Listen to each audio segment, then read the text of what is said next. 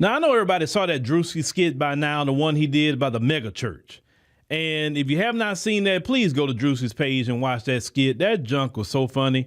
But, a lot of people didn't like that. They got upset about it. They got in their feelings. But, Druski clowns everybody. So it's not like he's targeting just one particular group. But, we talked about these pastors for, forever. I know I've talked about these pastors. But, when I thought about that skit, this one pastor, Todd, I want you to hear what he's telling the people about money in the church. Just listen to this. The Lord said, I want to make a multi-millionaire out of someone, but they have to sow $10,000. He said, and they have to do that within 90 seconds. If you're going to do it, get it now, write the check. If you do this, God said, I'm going to make you a multi-millionaire. I wish it was me. So this man get up in the church house and want people to give him money so God can make them a millionaire. Well, shouldn't they just go ahead and directly give the money to God and not you? Who are you? I mean, if God is going to make you the millionaire, then I need to go give it to God, but God don't need that with no piece of paper. He don't need that. That don't mean nothing to God. God, he controls the universe. Well, what is it? A piece of paper. You understand what I'm saying? But this is what people go sit down and listen to. And this is why Druski was accurate in his skit. He was accurate from the money counting part to him getting in the car. I don't know if it was a Rolls Royce, one of them cars. I don't know. Them cars are ugly to me. I don't know how somebody spends so much money on a car. I don't know. That's just dumb to me. A car, it's just a freaking car, bro. It's a car. I mean, it's going to take you to and from. Somebody that got a car that barely could run can hit that car and total it. Then what? What are you going to do? That's what I'm saying. That's not a good investment.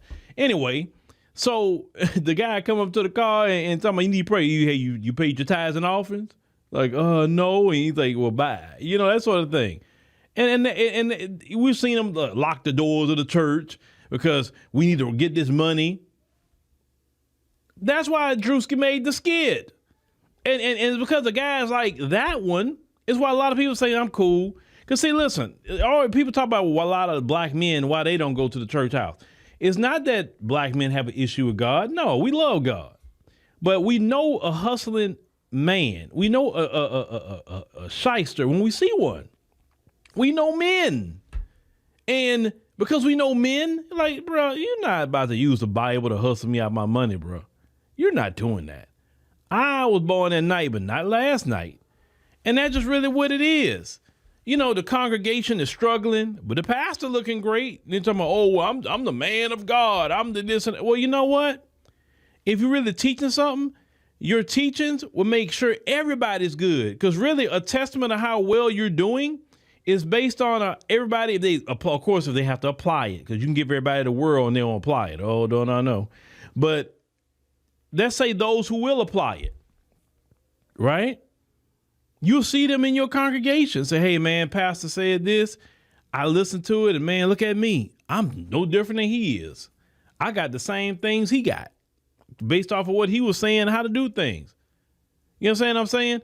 That would make you say, okay, but it's not even about people having things. It's about what are you doing in your community?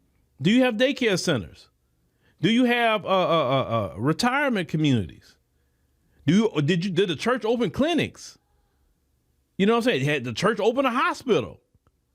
Because at least the Catholic Church has opened hospitals. The Methodist Church has opened hospitals.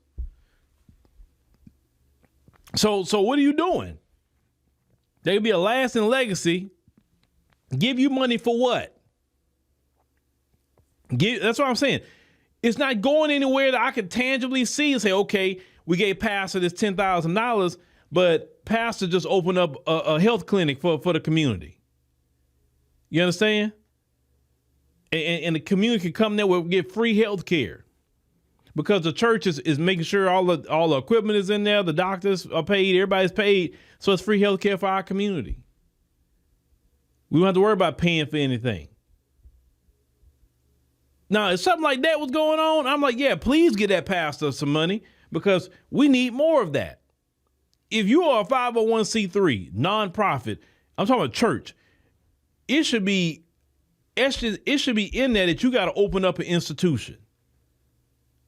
They open up a daycare center. Look, listen, how is it that Somalis got more daycare centers than these churches. Now, we know what the Somalis had. We already knew what the finesse was, a lot of that. But that's not the point.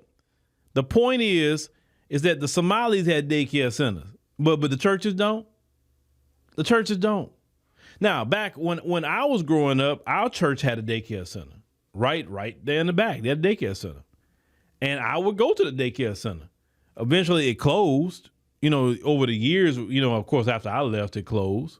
But and last time I went back to the church, seen that church, when I ain't go in there, but just seen it, that they never rebuilt that daycare center, and having daycare centers was good. You know what I'm saying? And you don't have any of that. But you asking for money though.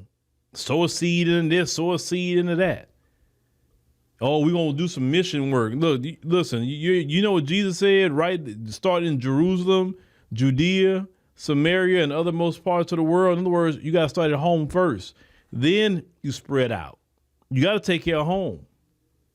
You don't spread out to the world and home is not good. You're not taking care of business. But that hustling, and to me, that's scamming and grifting. That's what it is at this point. And everybody know it, but people want to get mad when they call it out. Like, no, it needs to be called out. It has to be. Because you're not doing nothing in the community. You're not doing nothing for God. You definitely ain't doing nothing for black folk. You're not doing anything but asking for money. And they get more and more ridiculous with their request.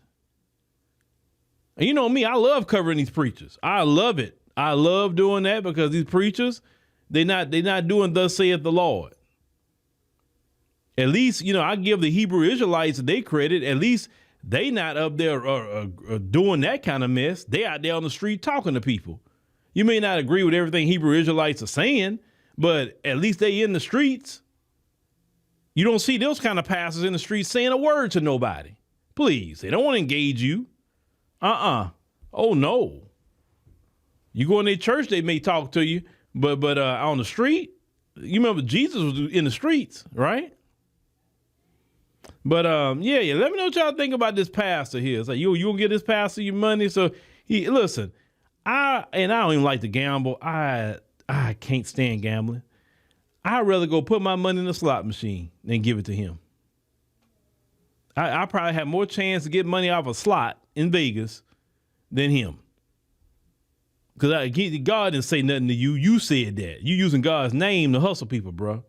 We all know this. Because somebody give you money, then they show where that person got millions of dollars. Show it. But he wouldn't show it because it's not what it is. He using the Lord's name to hustle people, and that is utterly despicable to me. That is so wrong.